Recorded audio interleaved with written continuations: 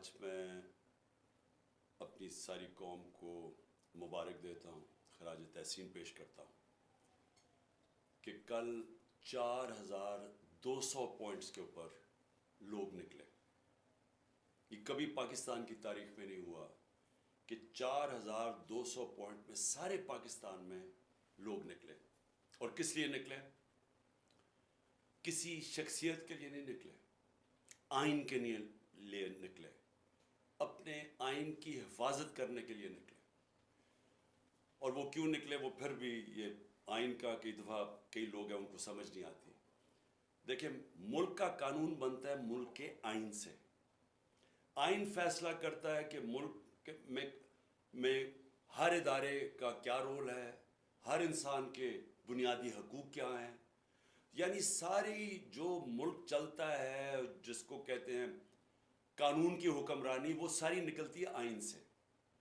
تو جب ایک ملک کا آئین ختم ہوتا ہے تو یہ سمجھیں کہ ملک ختم ہو جاتا ہے، کیونکہ جس ملک میں کوئی قانون نہیں ہوتا اس ملک کا کوئی مستقبل نہیں ہوتا۔ تو جو نظریہ ضرورت ہے، یہ جو پاکستان میں ہم آج تک حقیقی آزادی نہیں لے سکے، یہ نظریہ ضرورت جب آتا ہے تو یہ آئین کو ختم کر کے آتا ہے۔ اور نظریہ ضرورت کبھی آزاد معاشروں میں نہیں آتا، صرف غلام معاشروں میں نظریہ ضرورت آتا ہے۔ جب انگریز آیا تو اس نے حکومت کر رہا تھا تو اس نے اپنے لیے اور قانون بنائے ہوئے تھے، لوگوں کے لیے، عوام کے لیے اور تھے۔ تو انگریز کو جو اپنے لیے، کیونکہ اس نے اتنے بڑے لوگوں کے اوپر حکومت کرنی تھی، اور وہ اپنے برابر نہیں ان کو سمجھتا تھا، وہ اوپر تھا اور لوگ نیچے تھے۔ انگریز کے لیے اور قانون تھا، لوگوں کے لیے دوسرا قانون تھا۔ تو جب آزادی ملی تو اصولاً تو یہ ہونا چاہیے تھا کہ قانون کے سامنے سب ایک برابر ہو جائیں، جو کہ ایک آزاد ملک میں ہوتے ہیں۔ لیکن ہماری بدقسمتی کیا ہوئی؟ آتے ساتھ ہی مارشل لاء لگ گیا۔ مارشل لاء کا مطلب وہی کہ جو اوپر جس نے قبضہ کیا، جس فوج نے، وہ قانون کے اوپر چلے گئے۔ ان کے لیے پاکستان کے آئین کو ختم کرنا پڑا، تو انہوں نے پھر اپنے قانون بنائے، طاقتور اپنے قانون بناتا گیا۔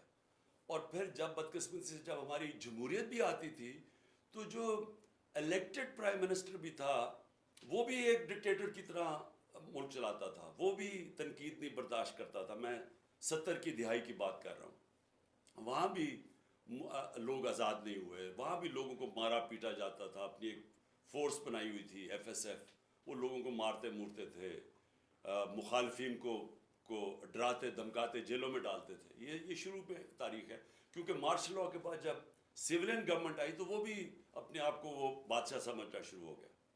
اور پھر ضیاء الحق کا زمانہ آیا، پھر ختم ہو گیا آئین۔ اور پھر جب ہماری حکومتیں آئیں اس کے بعد، تو اس کے بعد ہماری بدقسمتی یہ ہوئی کہ وہ بھی اپنے آپ کو قانون کے اوپر سمجھنا شروع ہو گئے۔ تو وہ جب ملک میں کوئی غلط کام کرتے تھے تو وہ سمجھتے تھے کہ عدالت کی یہ جرت نہیں ہونی چاہیے ہمیں روکنے کے لیے، لہٰذا سپریم کے اوپر حملہ کیا گیا، ڈنڈوں سے حملہ کیا گیا سپریم کورٹ کے اوپر۔ اور چیف جسٹس سجاد علی شاہ، ایک بڑا دیانتدار ہمارے چیف جسٹس تھے، ان کو بھگایا گیا باقاعدہ سپریم کورٹ سے، اور ججز کو جان بچا کے لوگ بھاگے۔ اور پھر پیسہ چلایا بریف کیس سے، ججز کو تقسیم کیا گیا، اور پھر سجاد علی شاہ کو ہٹایا گیا۔ اور تو یہ کیوں ہوا؟ کیونکہ جو جمہوریت کے ذریعے بھی، جو اپنے آپ کو الیکشن کے ذریعے بھی آتے تھے، وہ بھی اپنے آپ کو قانون کے اوپر سمجھتے تھے۔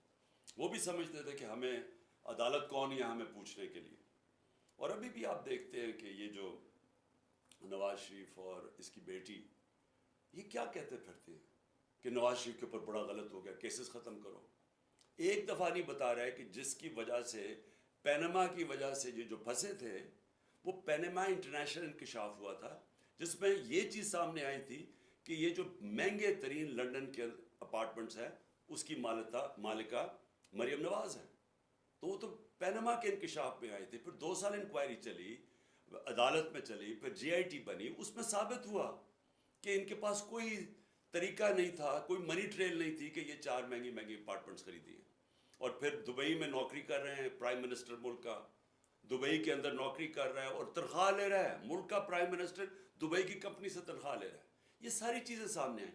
اس کا کبھی جواب نہیں دیا. کہتے وہ یہ ہیں کہ جرت کیسے پڑی ہمارا، کسی نے ہمیں سزا دے دی. تو کسی کی مجال کہ ہم وہ لوگ تھے، ہم کوئی خاص لوگ تھے کہ ہمارے سے پوچھ لیا اور ہمیں سزا دے دی. تو یہ ہے ملک کا مسئلہ. ہم کبھی بھی آگے نہیں بڑھ سکیں گے جب تک اس ملک میں قانون کی حکمرانی نہیں ہوگی، رول آف لا نہیں ہوگا. میں مدینہ کی ریاست کی اس لیے آپ سب کو بار بار مثال دیتا ہوں کہ جب وہ غریب ترین حالات میں تھے، پہلی چیز میرے نبی صلی اللہ علیہ وسلم نے مدینہ کی ریاست میں قانون کی حکمرانی قائم کی، عدل اور انصاف قائم کیا. اس کی بنیاد پہ کھڑا ہوا ایک دنیا کا عظیم ترین معاشرہ. آج دنیا میں کوئی اب ملک دیکھ لیں جہاں خوشحالی ہے، جدھر انصاف ہے وہاں خوشحالی ہے، جدھر جنگل کا قانون ہے وہاں غربت ہے. تو یہ تو یعنی جو بھی دنیا جانتا ہے اسے پتہ ہے کہ یہ حالات ہیں جب آپ کے ملک کے اندر مائٹ از رائٹ ہوتی ہے، یعنی طاقت کی حکمرانی ہوتی ہے، جو پاکستان میں آج. اس لیے کل کا دن بہت اہم تھا اس ملک کی تاریخ میں.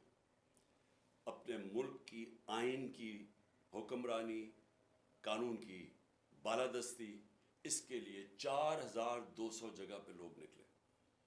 اور ساروں نے، پھر سے میں یہ کہتا ہوں کہ کسی شخصیت کے لیے نہیں نکلے. اگر انہوں نے چیف جسٹس کا نام لیا تو چیف جسٹس کا اس لیے نام لیا کیونکہ وہ آئین کے ساتھ کھڑے ہیں. آئین کہتا ہے 90 دن میں الیکشن ہونے چاہیے. سارے دنیا کے اندر ججز، پاکستان کے ججز، وکیل سب سمجھتے ہیں کہ 90 دن میں الیکشنز ہونے چاہیے. اور یہ جو اب گورنمنٹ میں بیٹھے ہوئے ہیں، 60% کیبنٹ کرپشن کیسز کے اوپر بیل پہ ہے، یہ اب پوری کوشش کریں الیکشن سے بھاگنے کی، اور یہ آئین توڑنے کے لیے تیار ہے. یہ سپریم کورٹ کے فیصلے کے خلاف جانے کے لیے تیار ہے. یہ سپریم کورٹ کو تقسیم کرنے کے لیے تیار ہے، صرف اس لیے کہ ان کو الیکشن نہ ملے. کھل کے سپریم کورٹ کو اٹیک کر رہے ہیں. ان کے لوگ کہہ رہے ہیں کہ جی اگر سپریم کورٹ نے فیصلہ کیا مانیں گے نہیں. یہ کھل کے کہہ رہے ہیں. تو میں یہ چاہتا ہوں کہ پہلے صرف یہ دیکھ لیں، اس کے بعد میں باقی بات کرتا ہوں کہ جب ان کو سپریم کورٹ کا فیصلہ پسند تھا تو ان کے لوگوں نے کیا سپریم کورٹ کے متعلق کیا سٹیٹمنٹس دیں. ہمارے پاس اللہ کا کرم ہے، سوشل میڈیا ہے، یہ ساری چیزیں اب آپ کو پتہ چل جاتی ہے کہ یہ پہلے کیا کہتے تھے، اب کیا کہتے ہیں. مجھے کہتے تھے کہ اگر آپ نے الیکشن کروانا ہے تو اپنی حکومتیں ڈیزالو کر دیں. حکومتیں ڈیزالو کی تو سارے الیکشن سے بھاگ گئے. اب کہتے ہیں کہ جی عمران خان انتشار پھیلا رہا ہے.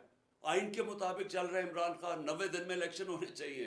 2 ہماری حکومتیں ہم نے ڈیزالو کی. آپ سب نے کہا، آئین بھی کہتا تھا، ملک کا قانون کہتا تھا کہ 90 دن میں الیکشن ہو. 90 دن گزر گئے، الیکشن نہیں ہو رہے. ہمیں کہہ رہے ہیں اکتوبر میں الیکشن ہوں گے. کس طرح اکتوبر میں؟ اس کا مطلب 70% پاکستان ڈس انفرینچائز ہے، یعنی ان کے الیکٹڈ نمائندے 70% پاکستان میں نہیں ہوں گے. ایک بدیانت دار الیکشن کمیشن نے شہباز شریف کی حکومت یہاں قائم کر دی جس کی کوئی قانونی اور آئینی کوئی جواز نہیں ہے، اور فضل الرحمان کی حکومت قائم کر دی ہے پختونخوا میں. سو اس لیے میں یہ سننا چاہتا ہوں، آپ کو سنانا چاہتا ہوں کہ کیا کہا انہوں نے جب ان کو سپریم کورٹ کا فیصلہ پسند تھا.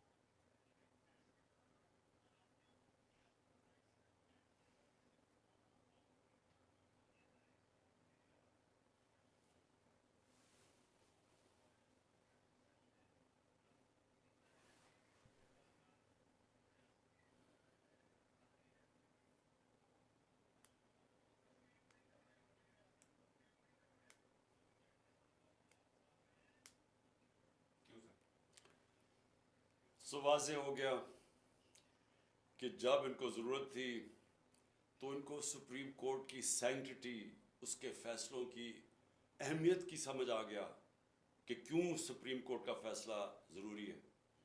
اور اب جب کہ 15 کے 15 سپریم کورٹ کے جو ججز ہیں وہ ایک چیز پہ سب متفق ہیں کہ 90 دن کے اندر الیکشن ہونا چاہیے جب اسمبلیز ڈیزالو ہوں. تو اب یہ سارے مل کے کہ کیونکہ کہیں سپریم کورٹ فیصلہ نہ کر دے 90 دن اور الیکشنز ہو جائیں، وہ الیکشنز کے خوف کی وجہ سے یہ اس وقت یہ سب کچھ آپ تماشا دیکھ رہے ہیں. اور یہ اس لیے کیوں الیکشن سے بھاگے ہوئے مجھے آپ کو بتانے کی ضرورت نہیں ہے کہ 2 دن پہلے رپورٹ آئی، عوام کو تو پتہ ہے کہ جو میں باتیں کر رہا ہوں، بلومبرگ جو کہ ایک انٹرنیشنل ایک دنیا کی معیشت کے اوپر ایک ایسا رسپیکٹڈ رسالہ ہے جو ساری دنیا میں پڑھا جاتا ہے، وہ کہتا ہے کہ پاکستان کا آج حال سری لنکا سے برا ہو گیا ہے. جو سری لنکا کے اندر جو مہنگائی ہے وہ پاکستان کی اس سے آگے بڑھ گئی ہے. سری لنکا سے مہنگائی کی وجہ سے لوگ سڑکوں پہ آئے تھے. تو سری لنکا سے آج ہمارے حالات برے ہو گئے جب سے جنرل باجوہ نے تحفہ دیا ان چوروں کو ہمارے اوپر بٹھانے کا. 1 سال پہلے میں پھر سے کہتا ہوں دشمن بھی پاکستان سے وہ نہ کر سکتا جو جنرل باجوہ اس قوم سے کر کے گیا. ان کو بٹھایا اوپر، انہوں نے آ کے ساری اکانومی تباہ کر دی. اپنے آپ کو انہوں نے 1100 ارب روپے کے کیسز معاف کروا لیے.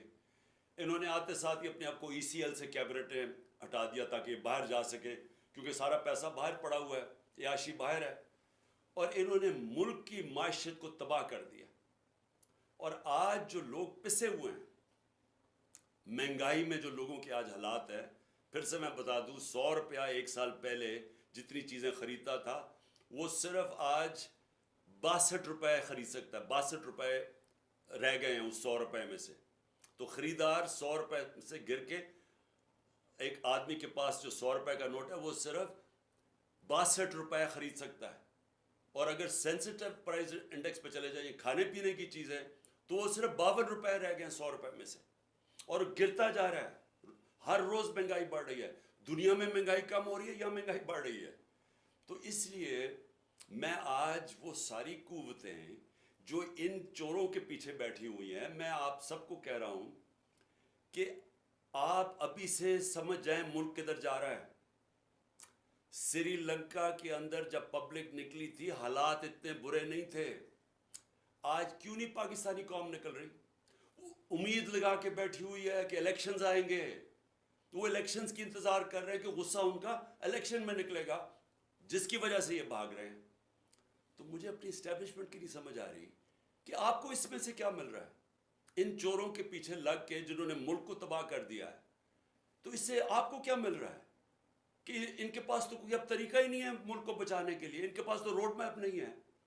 اکتوبر تک یہ کیوں انتظار کر رہے ہیں؟ کیونکہ انہوں نے اور ہمیں تحریک انصاف کو پکڑ دکڑ کرنی ہے، اداروں کو ہمارے خلاف استعمال کرنا ہے، کیسز اور کرنے ہیں.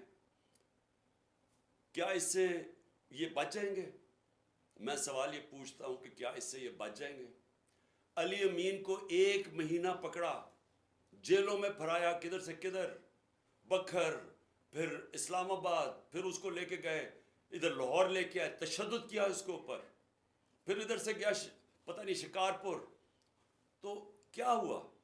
20 کلومیٹر لمبا اس کو جلوس لینے آیا ڈی آئی خان میں.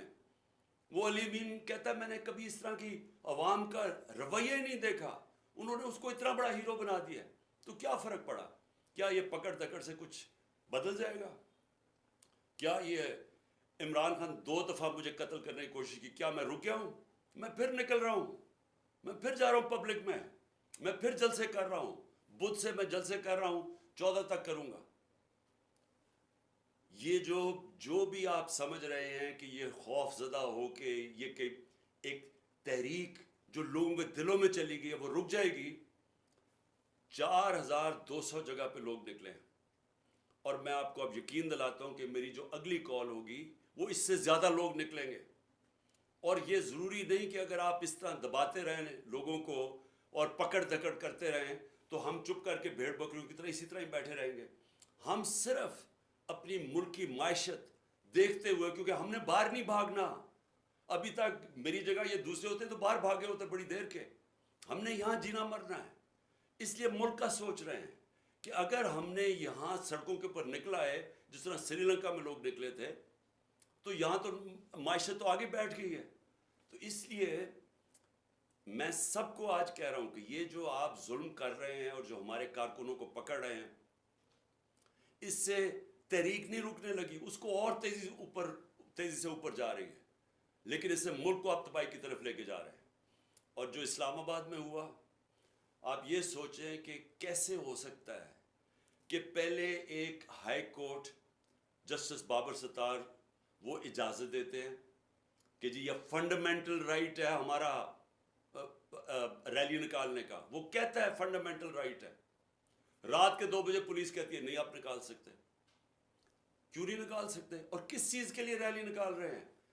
آئین کی, اپنے آئین کی بالادستی کے لیے ریلی نکال رہے ہیں. کوئی انتشار کے لیے نہیں نکال رہے, رول آف لا کے لیے ریلی نکال رہے ہیں. اجازت ہی دیتے, اور اجازت ہی نہیں صرف دیتے, وہاں آپ دیکھیں عورتیں وہ بیچاری کھڑی ہیں سائڈ پہ, ان کو پکڑ کے جیلوں میں ڈال رہے ہیں. ساری دنیا کے سامنے منہ کالا کروا رہے ہیں پاکستان کا. اور اس کے بعد ہمارے رات کو ورکرز کو پکڑنا شروع کر دیتے ہیں. 50-60 ورکر پکڑ لیے ہیں, سرگودا میں علیحدہ ورکر پکڑ رہے ہیں. تو کیا یہ اس سے ثابت کیا کر رہے ہیں آپ کہ وہ اسلام آباد کا جو آئی جی ہے وہ ایک جرائم پیشہ آدمی ہے؟ مجھے پتہ ہے, میں نے اس کا کیس دیکھا ہوا ہے. سیف سٹی کے اندر وہ کرپشن کے اندر سزا ہونے لگی تھی اس کو.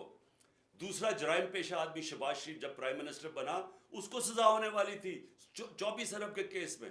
اس نے پہلی چیز اپنی طرح کے لوگوں کو اس کو لا کے وہاں بٹھا دیا. اور کیونکہ وہ غلام ہے شہباز شریف کا, وہ پولیس والا نہیں ہے. پولیس کتاب پہ چلتی ہے, رول آف لا پہ چلتی ہے. پولیس کے قانون لکھے ہوئے کتاب میں ہیں کہ کیا کر سکتے ہیں کیا نہیں کر سکتے. لیکن یہ غلام ہے شہباز شریف کا, مجرم شہباز شریف کا, کیونکہ یہ اس کی وجہ سے بچا ہوا ہے جیل میں, لہٰذا اس کے گندے کام کرنے کے لیے تیار ہے. یہی آدمی ملوث تھا ڈرٹی ہیری کے ساتھ مجھے جوڈیشل کمیشن میں مروانے کے لیے. یہ اس کے اندر بھی شامل تھا. اس نے مل کے جو ہمارے اسلام آباد کی کوئی 500 ورکرز کو پکڑ چکا ہے, باری باری کبھی جیلوں میں ڈالتے ہیں, پکڑتے ہیں, لوگوں کے گھروں میں پولیس گھس جاتی ہے. یہ کون سی جمہوریت ہے؟ اور کیا ہوگا اس سے؟ کیا یہ جیتیں گے چور الیکشنز؟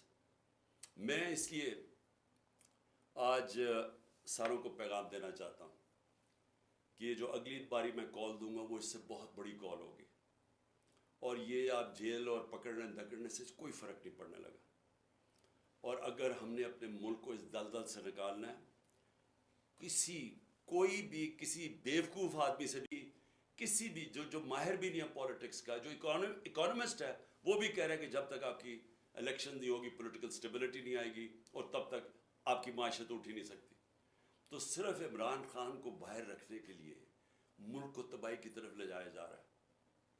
یعنی یہ تاریخ معاف نہیں کرے گی کسی اس انسان کو جس نے جو یہ کر رہا ہے اس ملک کے ساتھ. اس سے بڑی غداری ملک سے ہو سکتی نہیں ہے جو آج ہو رہی ہے. میر جعفر چھوٹا نام ہے, میر جعفر چھوٹا نام ہے جس آدمی نے ہماری گورنمنٹ 1 سال پہلے گرائی اور جدھر آج پاکستان کو پہنچایا ہے, میر جعفر اس کے لیے چھوٹا نام ہے. دشمن نہیں کر سکتا. میں پھر کہتا ہوں, دشمن پاکستان کو اتنا نقصان نہیں پہنچائے گا جو اس نے ہمارے اوپر پہنچایا. اس ملک کو سارے مل کے ہم اٹھا سکتے ہیں. یہ قوم اس ملک کو نکال سکتی ہے. کوئی باہر کی اب طاقت کوئی مدد کرنے کے لیے تیار نہیں ہے. دیکھ ہی لیا کہ ہندوستان میں کس طرح کی ذلت کا سامنا کرنا پڑا بلاول بھٹو کو. میں اس میں کوئی شک نہیں کہ اس نے بڑا غلط, کوئی ایٹیکیٹ نہیں تھی ان کے فورن منسٹر کو, کوئی تمیز نہیں تھی. کبھی اس طرح کسی آپ ملک میں کوئی مہمان آئے کبھی آپ اس طرح نہیں کرتے, اس طرح کا رویہ نہیں کرتے. لیکن اس بیوقوف کو وہاں جانے کی کیا ضرورت تھی؟ اس نے وہاں جا کے کیا ان کو کنونس کر دینا تھا؟ یعنی آپ کو پاکستان کی جو پوزیشن ہے, کیا اس نے جا کے کون سا مارکا مارنا تھا؟ اور وہ جو دوسرا چلا گیا وہاں لنڈن کے اندر جا تاج پوشی کے اوپر, کیا پاکستان کے پاس اتنا پیسہ ہے؟ ہمارا ملک برا حال ہے. ایک ٹرپ جب جاتا ہے, یہ پرائم منسٹر ذرا پوچھیں کہ اس کا خرچہ کتنا ہے. کم از کم $2-3 لاکھ اس نے خرچ کیا ہے. اور اس سے پوچھیں جو پرائیویٹ جہاز میں گیا گوا اس نے کتنا پاکستان کا پیسہ خرچ کیا. ایک طرف ہمارے پاس فورن ایکسچینج نہیں ہے, دوسری طرف فضول بیرونی دورے پہ ہم چکر مار رہے ہیں, ذلیل اپنے آپ کو کروا رہے ہیں. وہ کون, کس نے پوچھا تھا شہباز شریف کو, کون لینے آیا تھا اس کو ایئرپورٹ پہ؟ تو یہ اگر آپ نے اپنے آپ کو ذلیل کروانے جانا ہے تو کم از کم ملک کا پیسہ تو بچائے نا. اور اس لیے میں کہہ رہا ہوں کہ اس وقت آپ, ہمارے پاس کوئی دوسرا راستہ نہیں ہے سوائے الیکشنز کے. یہ سیٹ اپ, مصنوعی سیٹ اپ جو باجوہ لے کے آیا تھا, اس کو ہٹائیں, الیکشنز کروائیں, عوام کے اوپر چھوڑیں, فیصلہ کریں کہ عوام کون چاہتا ہے, کس کو چاہتا ہے. اور جس کو بھی عوام چاہتا ہے وہ آئے, 5 سال کا مینڈیٹ لے کے آئے, اس کے بعد ملک کے اندر اصلاحات کرے, وہ اصلاحات کرے جو کبھی یہ حکومت نہیں کر سکتی, اور وہی آ کے بجٹ دے, وہی آ کے اصلاحات کرے, اور وہی پاکستان کو اس دلدل سے نکالے جو کہ نکل سکتا ہے. میں نے 3.5 سال کی جو مجھے تجربہ ہوا, ہمارا بینکرپٹ تھا ملک, اور 3.5 سال کے بعد 17 سال میں بیسٹ اکنامک پرفارمنس تھی. کیونکہ ٹھیک ہو سکتا ہے ملک, لیکن اس کے لیے ایک بڑا پبلک مینڈیٹ چاہیے تاکہ ملک میں اصلاحات کر سکیں ہم. اور انشاءاللہ جب بھی اللہ نے موقع دیا, ہم نے پلان ایسا بنایا ہوا ہے, ایمرجنسی قسم کا پلان بنایا ہوا ہے, انشاءاللہ اس ملک کو ان سارے مشکل وقت سے نکالیں گے. شکریہ.